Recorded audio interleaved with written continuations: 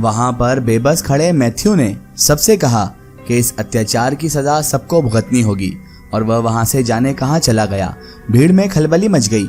उन्होंने कहा वास्तव में उनसे भूल हो गई है, एलिजा सच बोल रही थी। सबकी क्रोधित निगाहें डगलस को घूरने लगी और वहां का मुखिया होते हुए भी वो उनका सामना ना कर वहां से खिसक गया। सब लोग खुद को दोषी मान रहे थे। वहां अब तरह तरह की बातें होने लगी थी। एलिजा निर्दोष थी, डगलस ही दोषी है। अब इस गुनाह की सजा सबको भुगतनी ही होगी। कम कपाते हुए लोग ऊपर हाथ उठाकर प्रार्थना करने लगे, गॉड, ये हम सबका गुनाह है, हमें इसकी सजा से बचा, रहम कर, हम पर रहम कर। इस घटना को लंबा समय हो गया। इस बस्ती वाले भूलने लगे थे कि कभी एक निर्दोष सच्ची युवती की यहाँ पर हत्या भी की गई थी और इस हत्या में बस्ती वाले भी बराबर के दोषी थे।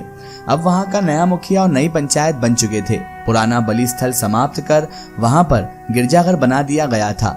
उसी चर्च में एक दिन आए शैतानी तूफान ने बस्ती ही खाली करा दी थी। लेकिन मैथ्यू का क्या हुआ? एलिस ने पूछा। उसने बताया उस दिन के बाद से उसे किसी ने नहीं देखा, लेकिन उस घटना के बाद ऐसा भय व्याप्त हुआ कि शाम होते होते सब लोग घरों में बंद हो जाते थे। कोई यदि किसी कारणवश बाहर भी रह जाता तो उसे दो साए टहलते दिखते जिनसे डरकर आदमी बेहोश हो जाता था। बाहर से कोई आता तो इन खतरनाक सायों से डरकर वापस भाग जाता था। 1 साल तक वहां पर कोई बलि नहीं दी गई। लेकिन यह बस्ती वीरान कैसे हो गई? सुजैन ने सवाल किया। डिकी ने कहा, वही तो बता रहा हूँ। और डिकी बोला, इसके बाद से डगलस तो इतना डर गया कि वह बस्ती वालों के सामने जाने से भी कतराने लगा। पंचायत बुलाकर लोगों ने बलि स्थल पर गिरजाघर बनवाने का निर्णय लिया, जिससे मरियम और गॉड उन पर दया करें, वह किसी मुसीबत में ना पड़े और बुरी बलाएं वहां से टल जाएं। डिकी आगे बोला, लेकिन वह इस बात से अनजान थे कि किस्मत कुछ और ही चाह रही थी। चर्च की नींव खोद दी गई, दीवार उठनी प्रारंभ हुई, लेकिन जैसे ही धरती से ऊपर नींव आया तो नींव उखड़ने लगा। तब प्रत्येक कोने में क्रॉस स्थापित कर बुनियाद बनाई गई। दीवारें तैयार हो गई तो छत का नंबर आया, लेकिन फिर नई परेशानी प्रारंभ हो गई। कभी कोई ईंट उछलकर किसी मजदूर को लगती और उसे घायल कर देती, कभी कोई मजदूर नीचे गिरकर घायल हो जाता। निरंतर लंबे समय तक ऐसा ही होता रहा। एक दिन सब एकत्र हुए और सलाह कर घास पर ही पवित्र मरियम की प्रतिमा स्थापित कर दी गई। तब जाकर छत डल सकी और गिरजाघर का निर्माण पूरा हुआ। चर्च का निर्माण पूरा होते होते डगलस किसी अज्ञात बीमारी से सड़ सड़कर कुत्ते की मौत मारा गया। बड़ा भयानक दृश्य था उस समय का। मरकर डगलस किसी भयानक प्रेत जैसा हो गया था। उसने क्रियाक्रम के लिए लोग उसका शव उठाने गए तो मृत शरीर पता नहीं कहां पर गायब हो गया था। चर्च में लाख चाहकर भी शांति का अनुभव ना होता था। बस्ती में तो ऐसे कोई समस्या नहीं थी, लेकिन कोई भूले से बलिवेदी वाले स्थान पर और चर्च की दीवार की तरफ गया तो फिर उसे किसी ने दोबारा नहीं देखा। वो वहां से गायब हो जाया करता था, पता नहीं कैसे, पर वो जगह पूरी तरह शापित हो सकी थी। अब से आधी सदी पहले भयानक भूकंप आया था, जिससे बलि देवी की तरफ चर्च की दीवार फट गई। उस स्थान की तो मरम्मत करा दी गई, लेकिन लोग इस बात से अनजान थे कि इस तरफ पैशाचिक शक्तियां अंदर पहुंच गई थी। एक दिन फादर विलियम प्रार्थना सभा में प्रवचन को खड़े हुए तो एक भयानक शैतानी जलजले में सुंदर लूसी को गला घोटकर मार डाला गया। भगदड़ में कई बच्चे व अन्यों की जान भी चले गई। लूसी के बैठने की जगह से दीवार फट गई थी। क्या क्या बताऊं, बताते भी कलेजा फट जाता है। उस दिन से आज तक गिरजाघर दुष्ट आत्माओं और शैतानी शक्तियों के साये में ही कैद है। तब से आज तक कोई भी इसके अंदर गया तो वापस बाहर ना आया, और बाहर ना आना ही उसकी नियति बन गई। धीरे धीरे बस्ती खाली हो गई। डिकी ने बात आगे बढ़ाई। प्रभु पर विश्वास रख फादर, मदर और मैं यहीं रह गए। एक दिन फादर विलियम और मदर मारिया चर्च के भीतर ऐसे गए कि फिर लौटकर बाहर ना आ सके।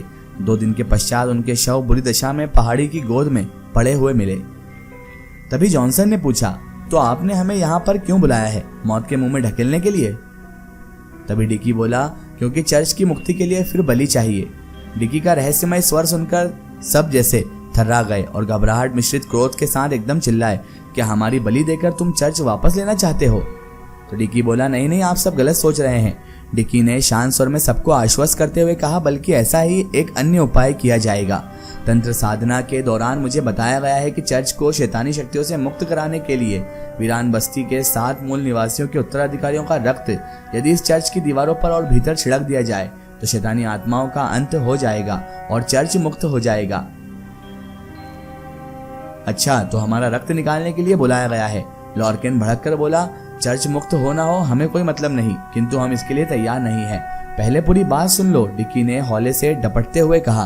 कोई तुम्हारी 2-4 बाल्टी खून नहीं चाहिए, बस कुछ बूंदे ही पर्याप्त हैं इस कार्य के लिए। मेरी साधना से मुझे ज्ञात हुआ है कि आप 7 शख्स ही इस पुनीत कार्य के पात्र हैं। आप सबसे बहुत थोड़ा थोड़ा रक्त लेकर हमारा उद्देश्य हासिल हो जाएगा, अतः भयभीत ना हो। आज रात यह कार्य होना आवश्यक है। डिकी की बात जैसे समझ गए हों, इस प्रकार सबने सहमति में गर्दनें हिला दी। दिन भर सब साथ रहे। रात का भोजन भी सबने इकट्ठे ही किया। रात का दूसरा प्रहर आते ही डिकी भी उनमें शामिल हो गया। इसी समय 7 प्राणियों का रक्त एकत्र होना था। डिकी ने सभी दरवाजे खिड़कियां बंद कर पर्दे भी गिरा दिए। हाल के सभी दरवाजों की खिड़कियां पर क्रॉस टांग दिए। इसके बाद सबसे रक्त लेने का नंबर आया। हाल के मध्य में एक बड़ी मेज बिछी थी और उस पर रक्त एकत्र करने के लिए इंजेक्शन, सीरीज, रुई, स्प्रिट व कुछ खाली शीशियां, एक खाली बर्तन में कुछ अन्य सामान भी रखा हुआ था। डिकी ने एक एक कर जॉनसन, क्लाइव, पीटरसन, सूसन, लॉर्किन व जॉर्डन का कुछ रक्त इंजेक्शन से ले लिया, किंतु एलिस अपनी बारी में जैसे ही टेबल पर आई तो गहरा अंधकार हो गया। भयानक स्वर गूंजने लगा, मानो भूकंप से हॉल डगमगाने लगा। डिकी ने फुर्ती से एलिस के चारों तरफ एक घेरा बना दिया, जिसके बाद फिर से शांति व्याप्त हो गई। डिकी ने एलिस का रक्त भी ले लिया। टेबल से उठकर एलिस सबके पास पहुंच गई। वह बड़ी उद्विग्न दिख रही थी। जॉनसन ने धीरे से सहानुभूति पूर्वक उसके कंधे पर हाथ रखकर पूछा, क्या बात है एलिस, तुम ठीक तो हो ना? अगर जल्दी से डिकी ने मेरे चारों तरफ घेरा न बनाया होता तो समझो कि मेरी जान चली गई होती। अज्ञात अदृश्य पिशाच यहाँ आ गया था, जिसके हाथ मेरी गर्दन तक भी आ पहुंचे थे। इसके बावजूद वह जाते जाते बोला था कि एलिजा तुम मेरी हो और मेरी ही रहोगी।